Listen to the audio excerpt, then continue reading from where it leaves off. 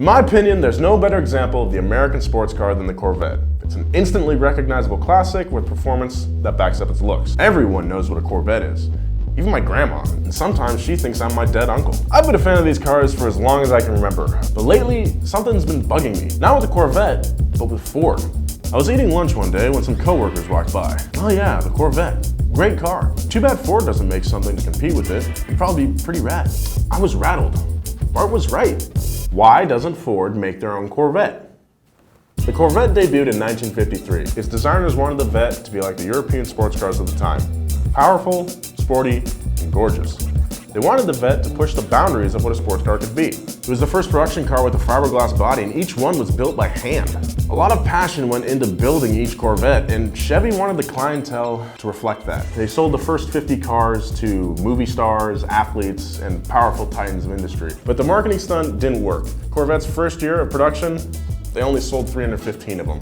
I thought that was kind of weird considering how ubiquitous the Corvette is today. But it turns out the first Corvette kind of sucked. It wasn't that fast, and the build quality was subpar. There were a lot of complaints about water leaking through the roof. It also lacked basic creature comforts, like the only options were a radio and a heater. Not great for a car whose base price was around $32,000 in today's money. It was a poor excuse for a European-inspired sports car.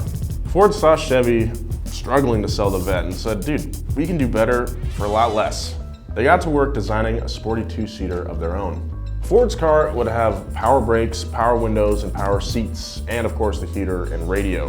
Ford understood that Americans did want a sporty car, just not too sporty.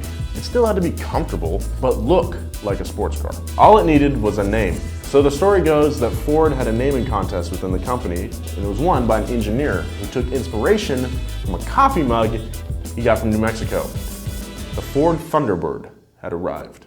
Unlike the Corvette, Ford had no problem selling the Thunderbird. While Chevy marketed their Corvette as a Europe-inspired hot rod, Ford marketed their car towards a more dignified customer. The Thunderbird's actual slogan was the personal car of distinction, and Ford didn't even advertise the fact that it was a better performer than Corvette. The Thunderbird had a V8 as opposed to the Corvette's inline-6, and it was much faster. The T-Bird was an immediate sales success. Ford only planned to build 10,000 of them in its first year, but ended up selling over 16,000. By comparison, Chevy only built 4,000 Corvettes in its first 3 years. But to my surprise, Ford was not satisfied with the Thunderbird's success. They wanted more. So how do you sell more two-seaters? You make them four-seaters. So 3 years after the T-Bird's debut as the luxury two-seat sports car, Ford execs decided it needed some rear seating. And the engineers were a little skeptical. So the new car would be longer, heavier, and more flamboyant looking.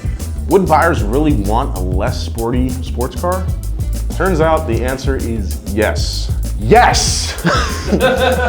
Thunderbird sales doubled in the four-seater's first year, and after 3 years, Ford had sold over 200,000 Thunderbirds. The gamble had paid off.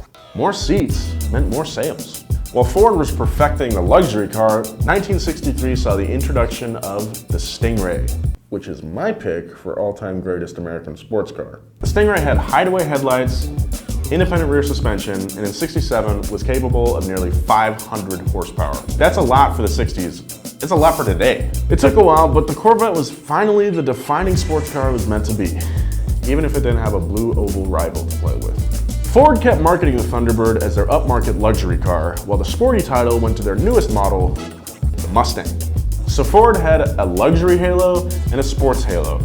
And Chevy didn't respond to the Mustang with the Corvette, but with a pony car of their own, the Camaro. The Corvette was free to do its own thing and focus on itself, like a divorcee with no kids. The Thunderbird stayed around for nearly 50 years, over 10 generations, each time becoming less and less focused on sports car roots. Thunderbird disappeared between '97 and 2002, when it came back for one last ride. The new Bird was rumored to be a two-seater, which got people wondering. Maybe it'll be like the first Thunderbird, a luxurious sports car, perhaps faster than the current Corvette? But it wasn't. Yeah, it had two seats, but it was more focused on personal luxury instead of speed. Around 68,000 new Thunderbirds were sold in 4 years, which wasn't terrible, but Ford killed off the T-Bird in 2005, and I haven't heard about it coming back anytime soon. As far as the Corvette is concerned, it's still kicking and giving European competitors a run for their money without having any competition back home. The Viper's dead, and Ford's sports lineup consists of hatchbacks, the Mustang, and the GT, which costs like $500,000, putting it into a totally different market than the Corvette. So why doesn't Ford have their own Corvette? Well, they did have one, but it slowly evolved into a luxury car because that's what sold. Yeah, Ford still has a Corvette-shaped hole in their lineup, but with about 1 million different Mustang variants to choose from, odds are you can find one to fill it.